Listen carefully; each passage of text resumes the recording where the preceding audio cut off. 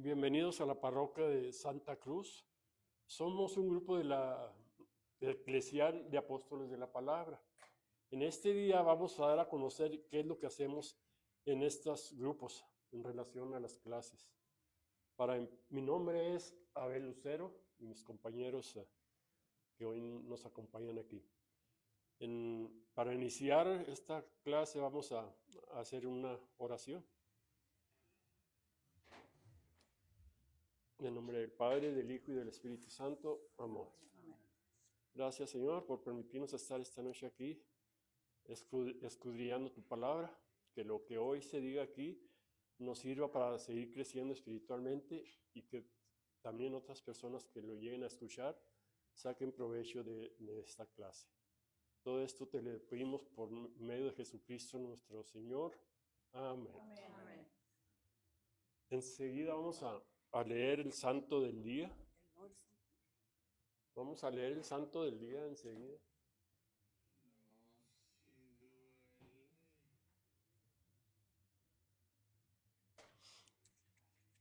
San Policarpio, obispo y mártir.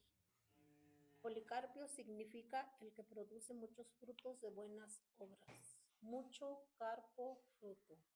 San Policarpio tuvo el inmenso honor de ser discípulo del apóstol San Juan Evangelista. Los fieles le profesaban una gran admiración, y entre sus discípulos tuvo a San Irineo y a varios varones importantes más. El retrato hecho por un discípulo. En una carta a un cristiano que había dejado la verdadera fe y se dedicaba a enseñar errores, le dice así a San Irineo: esto no era lo que enseñaba nuestro venerable maestro San Policarpio. Yo te puedo mostrar el sitio en el que este santo acostumbraba sentarse a predicar. Todavía recuerdo la venerabilidad de su comportamiento, la santidad de su persona, la majestad de su rostro y las santísimas enseñanzas con que nos instruía. Todavía me parece estarle oyendo contar que él había conversado con San Juan y con muchos otros que habían conocido a Jesucristo, y repetir las palabras que había oído de ellos. Y yo te puedo jurar que ni San Policarpio oyera las herejías que ahora están diciendo algunos. Se taparía los oídos y repetiría aquella frase que acostumbraba decir: Dios mío, ¿por qué me has hecho vivir hasta hoy para oír semejantes errores? Y se habría alejado inmediatamente de los que afirman tales cosas.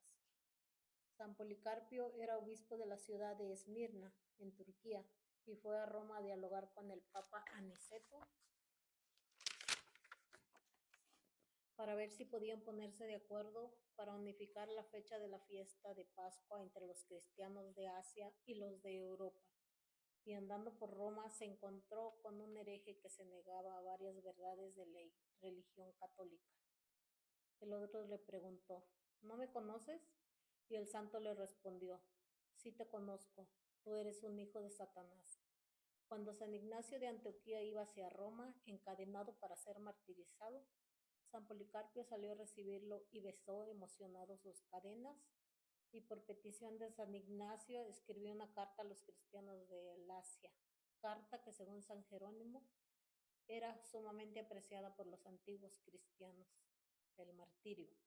Los cristianos de Esmirna escribieron una bellísima carta poco después del martirio de este gran santo, y en ellas nos cuenta datos muy interesantes. Por ejemplo, los siguientes: cuando estalló la persecución, Policarpio no se presentó voluntariamente a las autoridades para que lo mataran, porque él tenía temor de que su voluntad no fuera lo suficientemente fuerte para ser capaz de enfrentarse al martirio, y porque sus fuerzas no eran ya tan grandes, pues era muy anciano. Él se escondió, pero un esclavo fue y contó dónde estaba escondido, y el gobierno envió un piquete de soldados a llevarlo preso. Era de noche cuando llegaron. Él se levantó de la cama y exclamó: hágase la santa voluntad de Dios. Luego mandó que les dieran una buena cena a los que lo iban a llevar preso y les pidió que le permitieran rezar un rato. Pasó bastantes minutos rezando, y varios de los soldados, al verlo tan piadoso y tan santo, se arrepintieron de haber ido a llevarlo preso. En el estadio, el populacho estaba reunido en el estadio y allá fue llevado Policarpo para ser juzgado. El gobernador le dijo, declare que el César es el Señor. Policarpio respondió, yo solo reconozco como mi Señor a Jesucristo, el Hijo de Dios, añadió el gobernador. ¿Y qué pierde con echar un poco de incienso ante el altar del César? Renuncia a Jesucristo y salvará su vida. A lo cual San Policarpio dio una respuesta admirable. Dijo así, 86 años llevo sirviendo a Jesucristo y Él nunca me ha fallado. ¿Cómo le voy yo a fallar a Él ahora? Yo siempre seré amigo de Cristo. El gobernador le grita, si no adoras al César y consigues adorando a Cristo, te condenaré a las llamas. Y el santo responde, me amenazas con fuego que dura unos momentos y después se apaga. Yo lo que quiero es no tener que ir nunca al fuego eterno que nunca se apaga.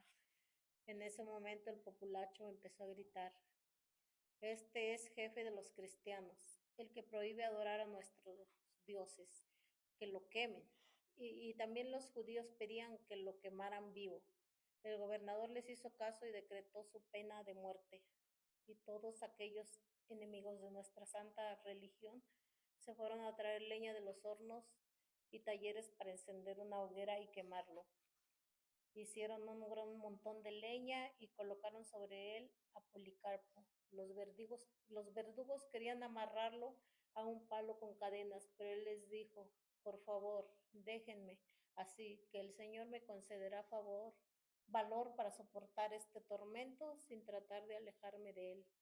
Entonces lo único que hicieron fue atarle las manos por detrás. Su última oración. Policarpo, elevando los ojos hacia el cielo, oró así en voz alta. Señor Dios, Todopoderoso, Padre de nuestro Señor Jesucristo, yo te bendigo porque me has permitido llegar a esta situación y me concedes la gracia de formar parte del grupo de los mártires y me das el gran honor de poder participar del cáliz de amargura que tu propio Hijo Jesús tuvo que tomar antes de llegar a la resurrección gloriosa. Concédeme la gracia de ser admitido entre el grupo de los que sacrifican la vida por ti y haz que este sacrificio te sea totalmente agradable. Yo te alabo y te bendigo, Padre Celestial, por tu santísimo Hijo, nuestro Señor Jesucristo, a quien sea dada la gloria junto al Espíritu Santo por los siglos de los siglos. El milagro. Tan pronto terminó Policarpo de rezar, sus oraciones prendieron fuego a la leña, y entonces sucedió un milagro ante nuestros ojos y a la vista de todos los que estábamos allí presentes. Sigue diciendo la carta escrita por los testigos que presenciaron su martirio. Las llamas, haciendo una gran circunferencia, rodearon el cuerpo del mártir, y el cuerpo de Policarpo ya no parecía un cuerpo humano quemado, sino un hermoso pan tostado o un pedazo de oro sacado de un horno ardiente. Y todos alrededor se llenaron de un agradabilísimo olor como de un fino incienso. Los verdugos recibieron la orden a través del corazón del mártir con un lanzazo, y en ese momento vimos salir volando desde allí hacia lo alto a una blanquísima paloma, y al brotar la sangre del corazón del santo, enseguida la hoguera se apagó. Los judíos y paganos le pidieron al jefe guardián que destruyeran e hicieran desaparecer el cuerpo del mártir, y el militar lo mandó quemar, pero nosotros alcanzamos a recoger algunos de sus huesos y los veneramos como un tesoro más valioso que las más ricas joyas, y los llevamos al sitio donde nos reunimos para orar. El día del martirio fue el 23 de febrero del año 155. Esta carta, escrita en su propio tiempo en que sucedió el martirio, es una narración verdaderamente hermosa y provechosa. Concédanos el Dios Todopoderoso, también nosotros como San Policarpo, ser fieles a nuestro Señor Jesucristo hasta el último momento de nuestra vida. Gracias. La vida de San Policarpo es un ejemplo de cómo los primeros cristianos fueron martirizados sin renegar de nuestro Señor Jesucristo. y a través de todos los siglos han existido y siguen existiendo mártires. Es una motivación para nosotros para que estemos conscientes de hasta dónde puede llevarnos el amor a nuestro Señor Jesucristo. Enseguida vamos a meditar un salmo para seguir pidiendo al Espíritu que se manifieste en este momento. Y vamos a leer versículos del Salmo 27. Aquí los hermanos van a leer un versículo o dos cada uno y luego lo van a hacer una reflexión. El Señor es mi luz y mi salvación. ¿A quién he de temer? Amparo de mi vida es el Señor. ¿Ante quién temblaré?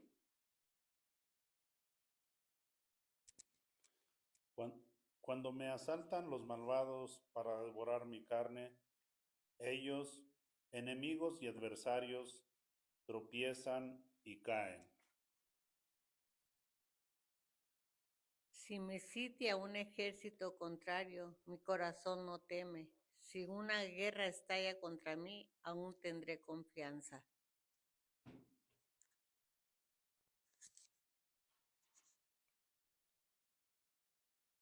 Una cosa al Señor solo le pido. La cosa que yo busco es habitar en la casa del Señor, mientras dure mi vida.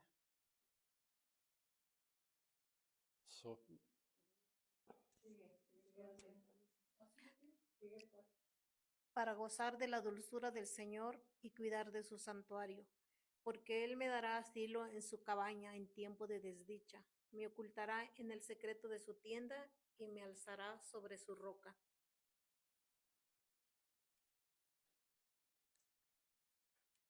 Y ahora mi cabeza se levanta sobre mis enemigos que me cercan. Jubiloso en su carpa ofreceré sacrificios con aclamaciones. Quiero cantar, tocar para el Señor. Oigo en mi corazón, buscad mi rostro. Tu rostro buscaré, Señor. Gloria al Padre, al Hijo y al Espíritu Santo. Como era Como era en el principio, ahora y siempre, por los siglos de los siglos. Amén. El que gusta hacer un eco del Salmo, adelante, del versículo que leyó, el que le haya gustado. Pásale el micrófono. La hermana Griselda tiene una reflexión. El Señor es mi luz y mi salvación. ¿A quién he de temer? Amparo de mi vida es el Señor. ¿Ante quién temblaré? ¿Alguien más que quiera participar? El 7. Señor, oye la voz con que a ti clamo.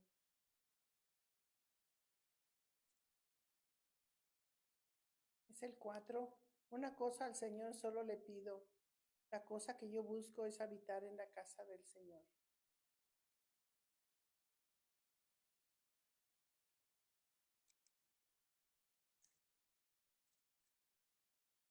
el 5. Porque Él me dará asilo en su cabaña. Gloria al Padre, al Hijo y al Espíritu Santo. Como era en el principio, ahora y siempre, por los siglos de los siglos. Amén. Como vemos, los salmos es un libro de la Biblia que nos transmite la confianza en el Señor, darle gloria y agradecimiento. Y a continuación vamos a empezar con el tema de esta noche, el cual lo sacamos de la literatura de nuestro fundador, Flaviano Matuli, aunque esta segunda parte de este libro estuvo a cargo también del padre Martín Solórzano. Y esa es la segunda parte de este tema y dice, ¿cómo acercarse a la palabra de Dios? Es el título. Vamos todos a seguir nuestro libro para estar en sintonía y en coordinación. ¿Todos lo tenemos ya en la página? Sí. Grisela. Ok. Es el- es el capítulo 1 y el subtítulo dice nociones generales. Vamos viene por medio de preguntas y la primera pregunta es, ¿qué significa la palabra Biblia? Y la respuesta, la palabra Biblia viene del griego Biblia o algo así, en griego no lo he estudiado, que quiere decir libro. Y entre paréntesis, Biblia igual a libros. Así que la Biblia no es un solo libro, sino que está compuesta por muchos libros. Ya teníamos conocimiento todos nosotros de este significado, ¿verdad? Pero es bueno repetirlo porque a veces se escapa el concepto y nos pensamos que la Biblia es un libro grandotote, no son una recopilación de muchos libros, bueno, bastantes libros que ahorita enseguida vamos a ir conociendo más sobre lo que es este conjunto de libros. ¿Quieren leer la segunda pregunta, por favor? ¿Cuántos libros tiene la Biblia? La Biblia contiene 73 libros. Está dividida en dos partes, Antiguo y Nuevo Testamento. El Antiguo Testamento contiene 46 libros y el Nuevo 27. Es alguna una pregunta que parece básica, pero desafortunadamente habemos muchos católicos que no sabemos esa realidad. Entonces por eso nosotros estamos aquí tratando de estudiar esto. Además, otra de las situaciones es que en los hermanos separados o las sectas no tienen los mismos libros, la Biblia de ella. Entonces debemos conocer esto para saber que estamos leyendo o estudiando una Biblia católica. No sé si quieran comentar más en relación a esa pregunta. Pueden Por los hermanos separados nomás cuentan 46 libros. Ujú. 39. No, 39. Sí, le quitan 7 del antiguo. Le quitan 7, Ok. que es Tobías, Judith, Sabiduría, Baruch, Eclesiástico, Primera de Macabeos y Segunda de Macabeos, son 7 libros. Sí, por eso hacemos la aclaración para no confundirnos y que las personas que nos puedan escuchar hoy también tengan ese conocimiento. Hermano Carlos, si gusta la pregunta que sigue, por favor. ¿Qué otros nombres tiene la Biblia? La Biblia se conoce también como Escritura en Hechos de los Apóstoles, capítulo 8, versículo 32. En 2 Timoteo, capítulo 3, versículo 16, Escrituras. Y en San Lucas 24, 27, Escrituras sagradas. En Romanos 1, 2, Sagradas letras. 2 de Timoteo 3, 15, Palabra de Dios. Primera de Tesalonicenses 2, 13. Otros nombres que recibe comúnmente son Testamento, Libro Santo, Libro Sagrado, Santas Escrituras. Pues como vemos, hay variedad del nombre como se conoce la Biblia. Debemos de tener en cuenta eso. Para corroborar que aquí nos están diciendo la verdad, vamos a leer algunos de los pasajes bíblicos que aquí se mencionan. Si alguien puede encontrar Hechos 8:32 y otra persona segunda de Timoteo 3:15. Bueno, en Hechos de los Apóstoles, capítulo 8, versículo 32. El pasaje de la Escritura que estaba leyendo era este: como cordero fue llevado al matadero, como oveja muda ante el esquilador, así no abre su boca. Palabra de Dios. Ya hablábamos entonces sí es cierto lo que nos están diciendo aquí en este libro. La siguiente cita es la misma, pero nada más como en plural. Entonces, si quieren leer el Romanos 1:2 para ver qué dice ahí.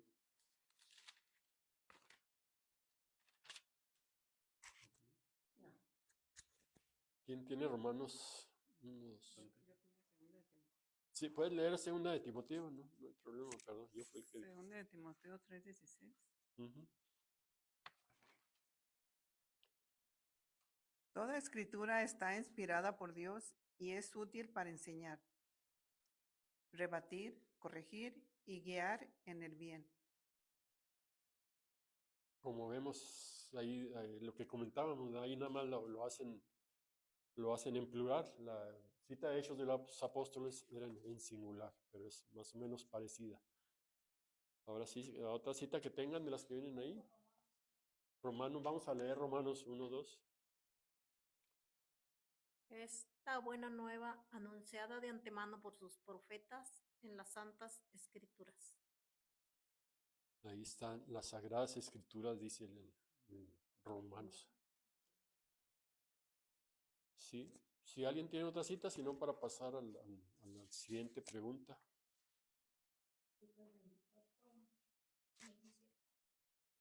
Sí, está bien.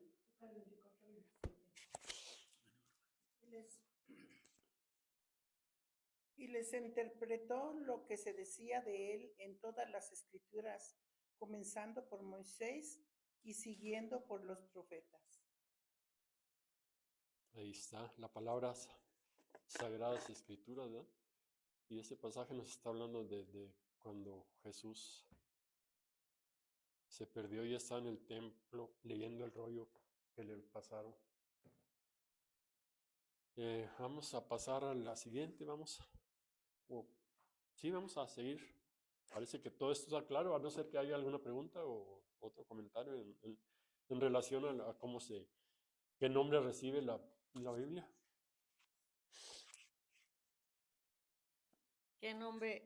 ¿Qué contiene la Biblia? La Biblia contiene la palabra de Dios. Es un mensaje de amor en el que Dios se da a conocer a los hombres y le enseña el plan de salvación.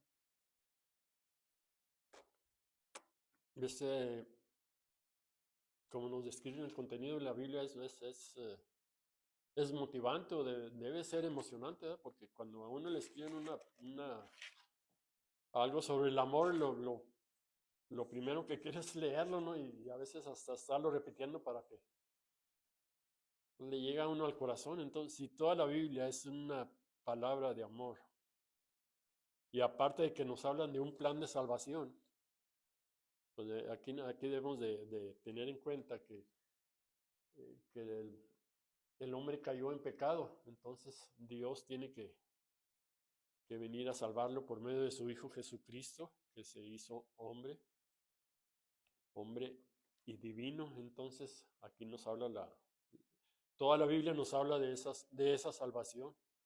Entonces debería de ser de suma importancia el conocer cómo es nuestra salvación, para poder estar enfocada en ella y estar trabajando en relación a alcanzar la vida eterna y estar un día con nuestro Señor Jesucristo.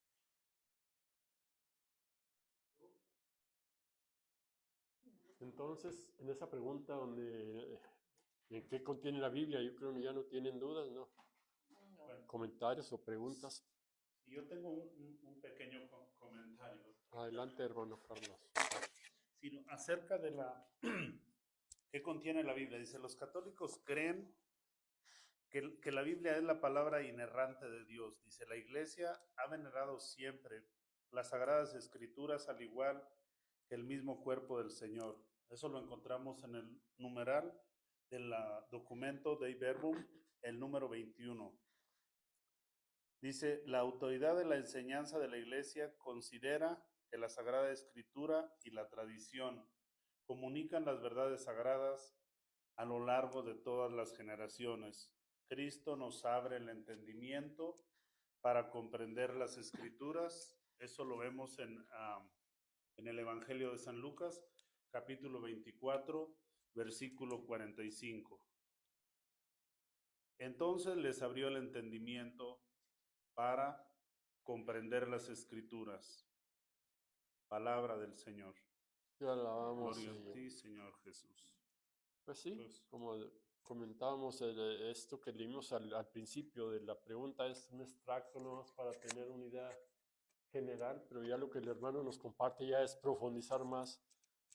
Y es que la Biblia y toda la literatura de la iglesia es muy, muy extensa, y si alguien quiere conocer más, pues hay mucha literatura. Entonces los invitamos en esta ocasión, pues a conocer la Biblia y a leerla.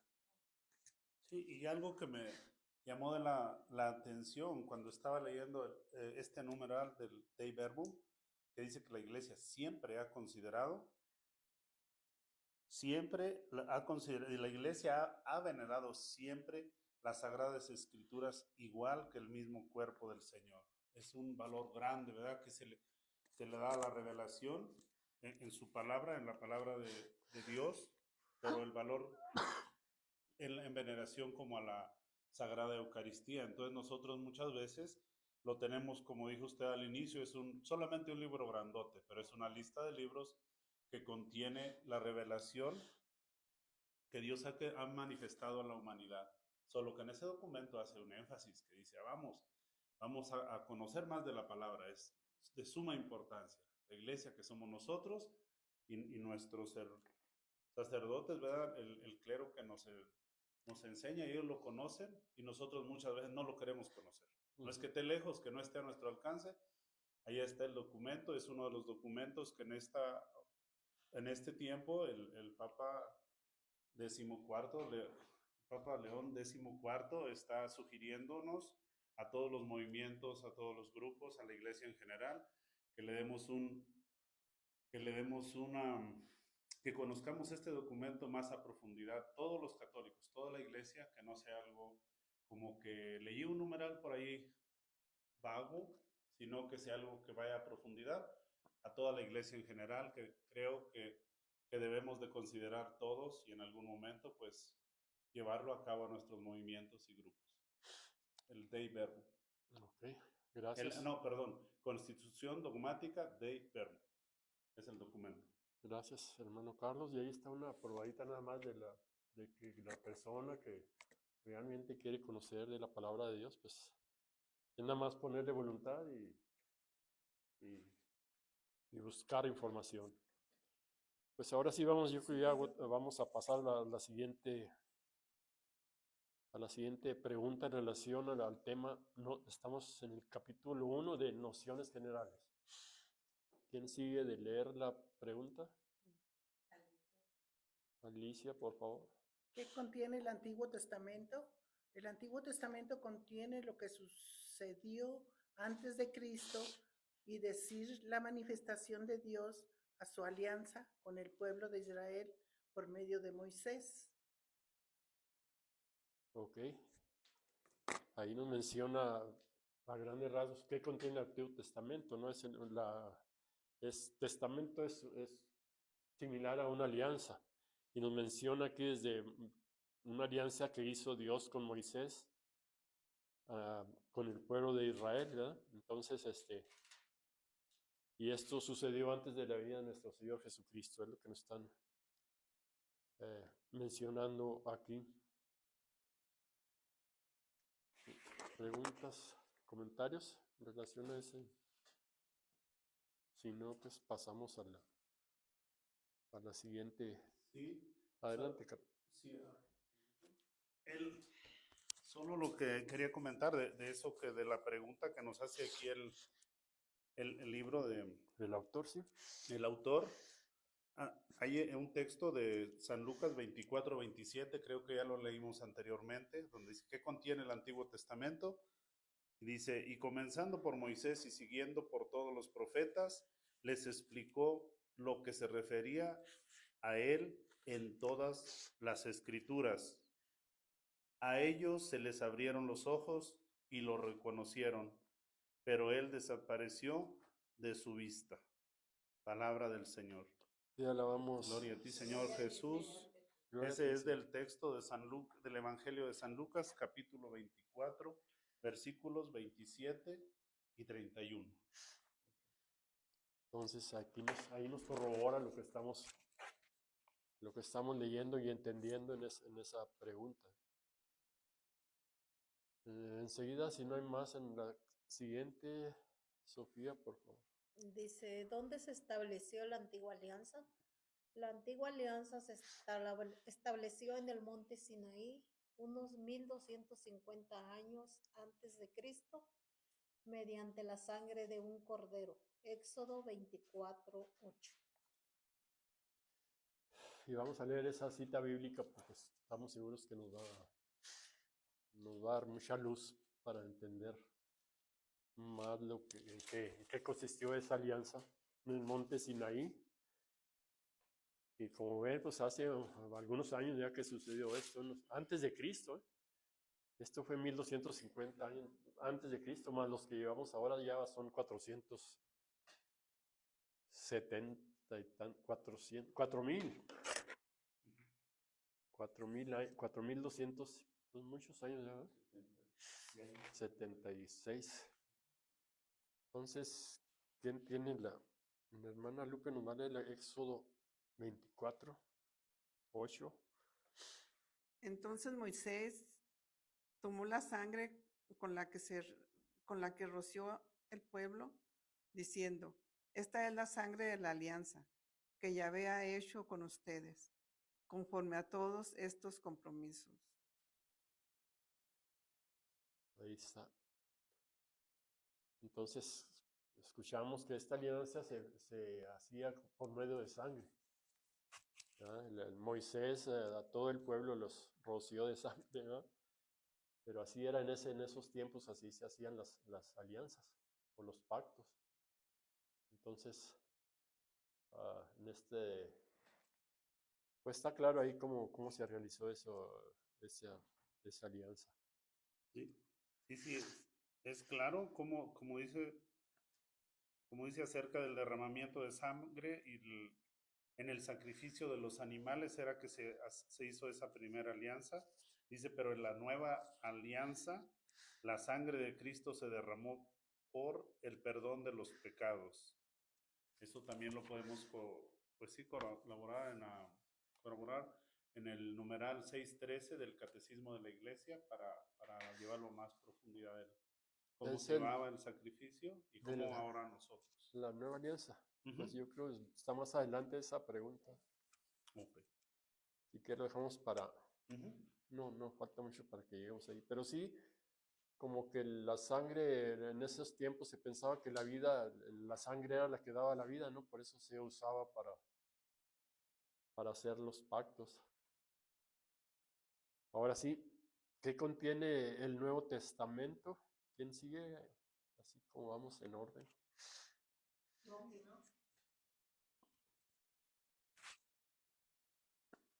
¿Qué contiene el Nuevo Testamento? El Nuevo Testamento contiene lo que sucedió desde Cristo para acá, es decir, la manifestación plena del Padre mediante su Hijo Jesucristo y su alianza con el nuevo pueblo de Dios, la Iglesia, destinada a llevar el Evangelio a todos los pueblos, Hebreos 1:1, Marcos 9:7 y 16:15.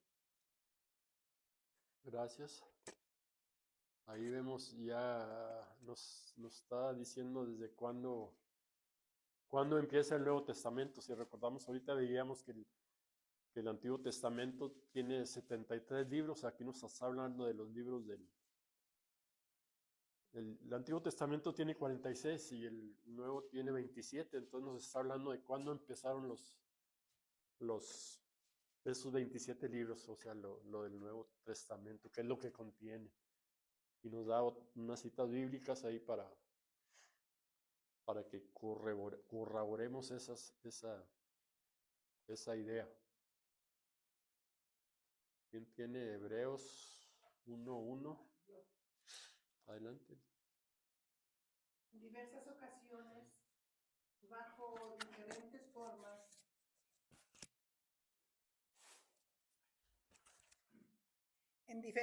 en diversas ocasiones y bajo diferentes formas, Dios habló a nuestros padres por medio de los profetas. Hasta ahí. Pues ahí está, nos está diciendo de cómo se comunica Dios con nosotros, ¿verdad? Antiguo Testamento y también al Antiguo Testamento. Yo creo ahí podríamos haber leído la 2 también, la 1.1 y la 1.2, las dos, para tener una idea más.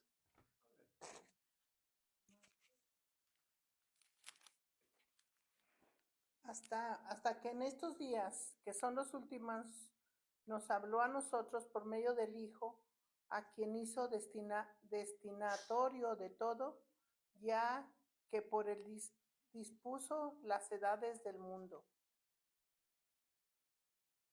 Ahí ya nos queda más clara la idea, ¿verdad? Que en los últimos tiempos ya nos habló por medio de, primero en el Antiguo nos habla por medio de los profetas, y ya en el Nuevo Testamento nos habla por medio de su Hijo Jesucristo.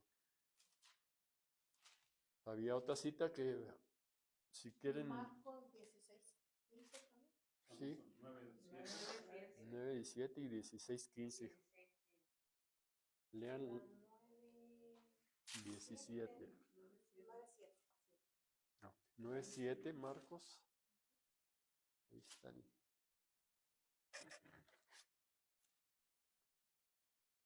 Y dice, en eso se formó una nube que los cubrió con su sombra, y desde la nube llegaron estas palabras: este es mi Hijo, el amado, escúchenlo.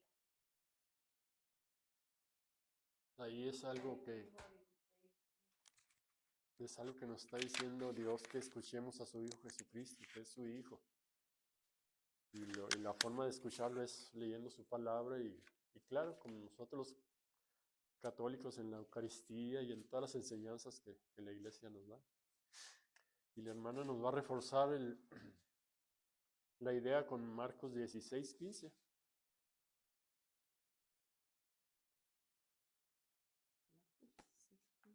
Uh-huh.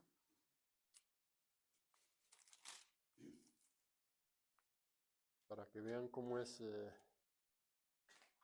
la palabra de Dios, nos pone a trabajar para escudriñarla. A veces no es tan sencillo cuando uno no está habituado, pero siempre hay un inicio, y una vez que uno ya se acostumbra ya es más fácil. Marcos 16, 15. Y les dijo, vayan por todo el mundo y anuncien la buena nueva a toda la creación. En esto se relaciona con la cita anterior, donde Dios nos habla que lo escuchemos, y ahora Él nos manda a que prediquemos su palabra, y ahora si lo escuchamos, ese debería ser nuestra misión, comunicar nuestra palabra. Más que muchas de las veces pensamos que esto aplica nada más para los cristianos de aquel tiempo, pero nosotros somos los herederos de todos estos tesoros que tenemos que ir pasando esa herencia a las generaciones a las que nos tocó vivir, ¿verdad?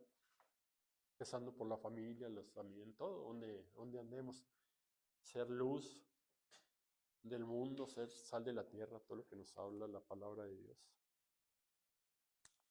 Pero si tienen otro comentario en relación a esa pregunta.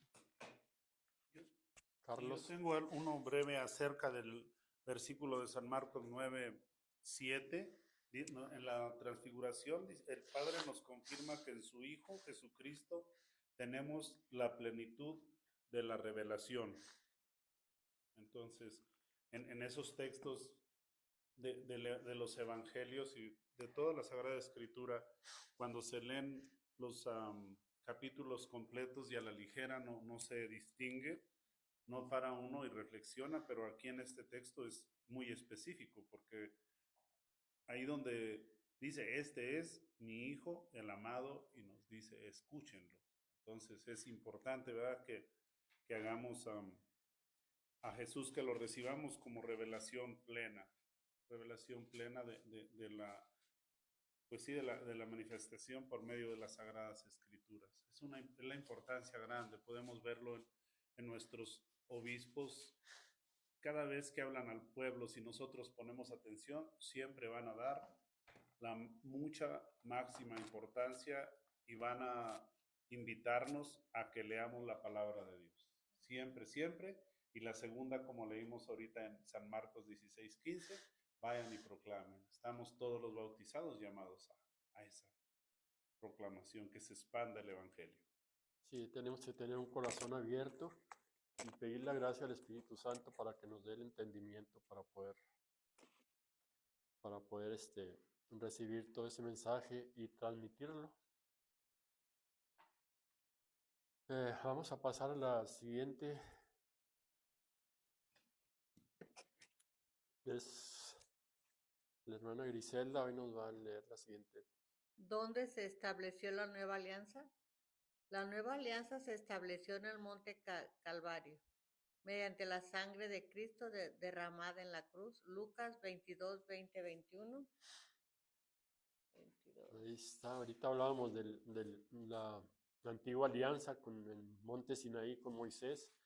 Ahora aquí ya nos están presentando dónde se realizó, se estableció la nueva alianza. Nos dicen que en el monte Calvario, ¿verdad? Carlos ahorita nos quería leer algo sobre esa nueva alianza. ¿Sí, Carlos? Sí, lo que estaba comentando en San Marcos, de la cita bíblica de San Marcos 9:7, donde dice de la antigua alianza. Donde dice hace referencia a la transfiguración. Dice, el Padre confirmó que en su Hijo Jesucristo tenemos la plenitud de la revelación en cuanto a lo del sacrificio. Yo dice, anteriormente se hacía por medio de la sangre de los animales, pero para nosotros, que es lo más importante, que fue por medio de la sangre de nuestro Señor Jesucristo. También lo podemos, bueno, no tengo el texto a la mano, en Hebreos 9, donde dice Jesús, parafraseando el texto, ahorita lo buscamos y lo completamos, donde Sí. dice Jesús es en el nuevo templo, todos en el capítulo 9, lo que hiciste sacrificio, ¿en cuál? ¿En el 10? En el 10, perdón, es en el Hebreos 10:9, dice, después añade, he aquí que vengo para hacer tu voluntad. Niega lo primero para afirmar lo segundo. Palabra de Dios. Es que y el Cordero de Dios que está ahí dice, aquí que vengo para hacer tu voluntad. En el 8, Hebreos 10:8 dice, primero dice, tú no quisiste sacrificios, ni ofrendas, ni holocaustos, ni víctimas expiatorias que se ofrecen según la ley. En el 10:9, después añade, he aquí que vengo para hacer tu voluntad. Es el segundo ya sacrificio por Cristo. Sí, que es el que realmente nos redime. O sea, la sangre de animales era como una prefiguración nada más de lo que había de venir. Y recordamos cuando hacían el sacrificio de los animales, no se abrió el velo del templo. Hasta que vino Cristo fue cuando el sacrificio de Cristo fue cuando se abrió el velo del templo, y es donde ya nos abrió el cielo para poder ser dignos o tener esa dignidad como hijos de Dios. También hay otra cita ahí que no la leímos, Lucas 22. A ver. Lucas 22, 20, 21. Dice, hizo lo mismo con la copa después de cenar, diciendo, esta copa es la alianza nueva, sellada con mi sangre, que es derramada por ustedes. Ahí nos está hablando de la última cena, de cuando Jesús con los apóstoles ya les anunció que él iba a padecer y que de hecho esa es como la primera Eucaristía que él realizó, y por medio de su omnipotencia él ya se estaba tomando su propia sangre, ¿verdad? Para darnos ejemplo de cómo debemos realizarlo, y se los pasó a sus discípulos para que ellos también, además les encargó que hicieran eso en memoria de él, y es lo que seguimos en la Iglesia Católica realizando nuestra Santa Eucaristía para recordar ese momento de la...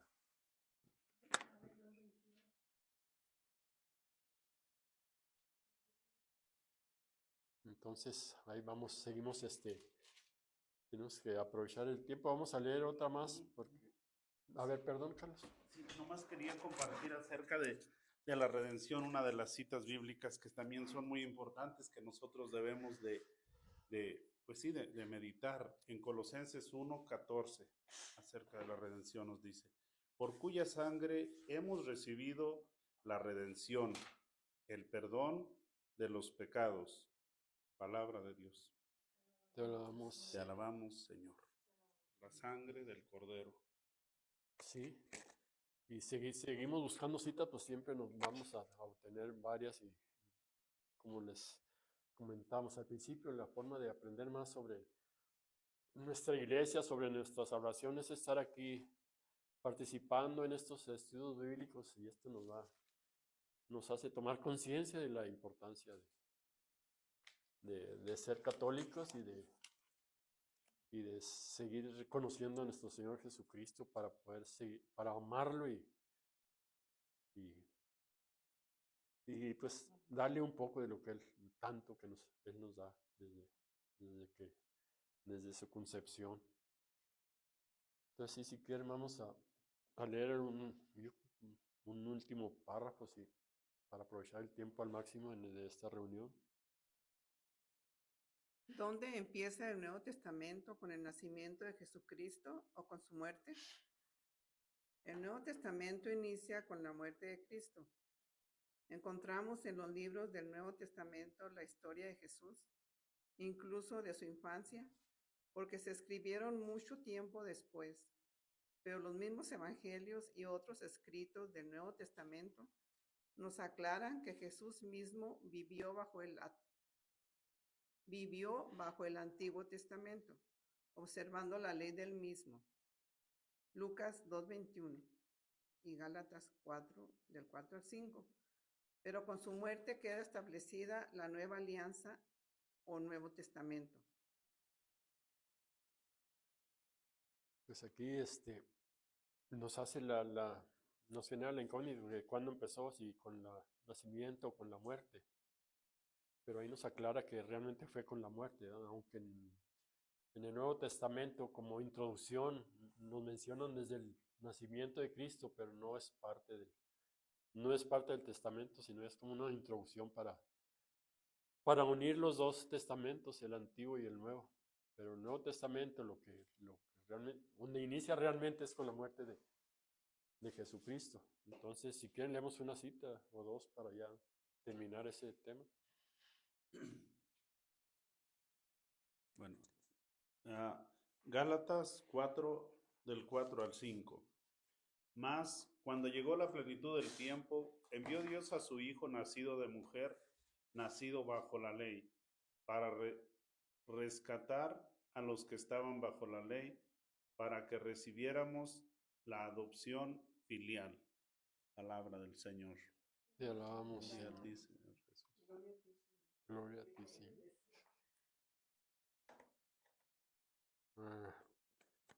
Yo pienso que por este día aquí vamos a dejar que nos señalen ahí dónde nos quedamos en esta clase para continuar la próxima semana. Estas clases ya como información a las personas que nos van a ver o que nos vayan a ver, estas clases se realizan todos los lunes aquí en nuestra parroquia de la Santa Cruz, aquí en Thornton, Colorado, de 7 a 9 de la noche los lunes. Están cordialmente invitados. Por ahí les dejamos un número de teléfono para que, si necesitan información, es el 720-243-2466. Repito, 720-243-2466. Y pues no me resta más que darle las gracias a los hermanos que hoy nos hicieron el favor de acompañarnos en esta clase, a la hermana Sofía, a la hermana Alicia, a la hermana Griselda, el hermano Carlos, la hermana Lupe y un servidor que yo me presenté al inicio, Abel Lucero. con la asistencia de nuestro camarógrafo Juan Cruz, que nos hace el favor de estar por aquí. Para terminar esta clase vamos a leer la oración de nuestra familia misionera Apóstoles de la Palabra. Un micrófono. Y dice: Sí.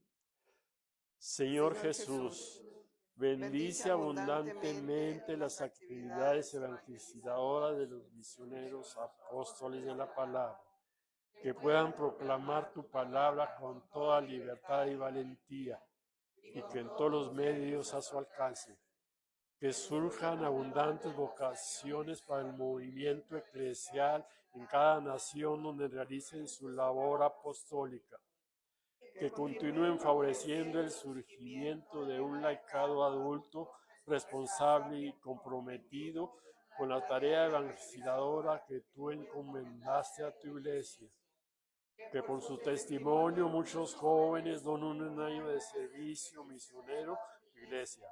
Suscitan en la diócesis y parroquias numerosos grupos de promotores y defensores de la fe, que se desgasten por fortalecer la fe de sus hermanos. Bendice con santas vocaciones a la fraternidad misionera y a la sociedad misionera, y favorece su consolidación y fecundidad apostólica. A los apóstoles de la palabra de los tres organismos, llenos de la fuerza del Espíritu Santo, para que anuncien tu evangelio con predicación y su vida. Te lo pedimos por la Inmaculada Virgen María de Guadalupe, tu dulce y santa Madre. Amén.